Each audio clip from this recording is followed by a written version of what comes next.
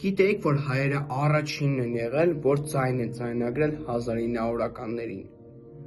Եթե չգիտեք, եկեք դուք մինչև վերջ դիտեք վիդեոն, ես ձեզ պատմեմ, դուք էլ իմացեք։ Քիչ հայտնի փաստ է, որ հայերը եղել են առաջին ժողովուրդներից մեկը, որոնց ձայնը պահպանվել է ձայնագրությունների միջոցով։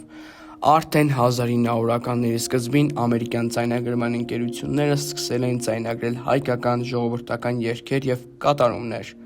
Այն ժամանակ, երբ շատ ժողովուրդներ դեռ ընդհանրապես չունեին որևէ ձայնային փաստաթուղթ։ Այս ձայնագրությունները արվել են հիմնականում Սփյուռքում ապրող հայ արվեստագետների մասնակցությամբ և դարձել են հայկական մշակույթի պահպանման կարևոր միջոց։ Դրանք ոչ միայն երաժշտություն էին, այլև կենդանի վկայություն լեզվի, հնչողության և ազգային ինքնության մասին։ Այսօր այդ բացառիկ ձայնագրությունները պահպանվում են ԱՄՆ ազգային արխիվում, որտեղ պատմական արժեք, որոնք վկայում են, որ հայ ժողովուրդը վաղուց է գիտակցել իր մշակույթը պահպանելու կարևորությունը։